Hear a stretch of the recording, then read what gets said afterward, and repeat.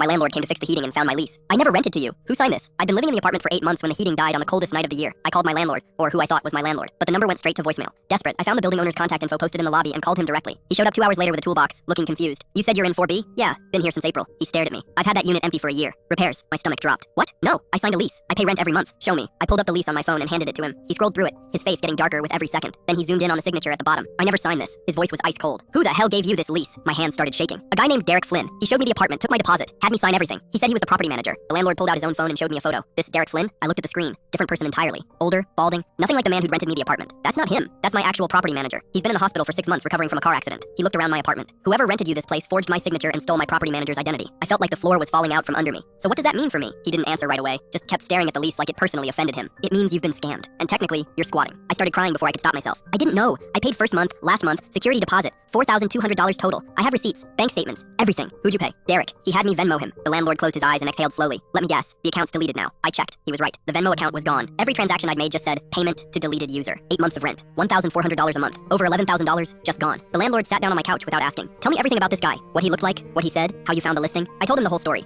I found the apartment on Craigslist back in March. Great photos, reasonable price, perfect location. Derek met me at the building, had keys to the front door and the apartment, gave me a full tour, answered all my questions, seemed completely legitimate. He even had business cards. Did you ever meet me before today? The landlord asked. No. Derek said you preferred to stay hands off, that everything went through him. He shook his head. This guy was good. He must have copied my building keys somehow. Probably broke in while the unit was empty and just started renting it out. What happens now? Now I call the police. This is fraud, identity theft, probably a dozen other charges. He paused. But I need you to understand something. That lease isn't legal. I can't honor it. My chest tightened. So I have to leave? Not immediately. I'm not a monster. But yeah, eventually. This unit's not supposed to be occupied. I started packing that night. Didn't even wait for him to give me a timeline. I couldn't stay in a place that had been alive from day one. The police came the next morning. 2 detectives who told me I was the 4th victim they knew about. Derek, if that was even his real name, had been running this scam across 3 different buildings, renting out empty units, forging leases, collecting thousands in deposits and rent, then disappearing before anyone caught on. How did he get away with it for so long? I asked. People don't usually verify signatures, one detective said. And property managers being out of the office isn't suspicious. He targeted buildings with absentee owners who don't do their own showings. They told me I could file a report, join a class action lawsuit, maybe recover some money eventually. But the way they said it, I knew I'd never see that $11,000 again. The landlord let me stay for 2 more weeks while I found a new place. He even waived the last week's rent since I'd already been scammed enough. But he made me sign a real lease this time, just for those 2 weeks, and I watched him sign it in front of me. I moved out on a Saturday. As I was loading the last box into my car, I saw someone walking toward the building. Young guy, maybe mid-20s, looking at his phone like he was checking an address. I walked over. Are you here about an apartment? He looked up, smiled. Yeah, 4B. Meeting the property manager in 10 minutes. My blood went cold. What's his name? Derek something. Flynn, I think. I grabbed his arm. Don't go up there. Call the police right now. He tried to pull away. What are you talking about? That apartment isn't available. Derek Flynn is a scammer. He's going to take your money and disappear. The guy stared at me like I was insane, but I pulled up the police report on my phone and showed him. Showed him my bank statements, my fake lease, everything. He went pale. Then he called 911. The police set up a sting. Had the guy text Derek that he was running late, then waited in the building lobby. Derek showed up 30 minutes later with a key that shouldn't exist and a smile that should be illegal. They arrested him on the spot. Turns out his real name was Eric Donovan, and he had warrants in 2 other states for the same scam. He'd stolen over $200,000 from people just trying to find a place to live. I never got my money back. The lawsuit's still pending, probably will be for years, but at least I stopped him from getting 1 more person.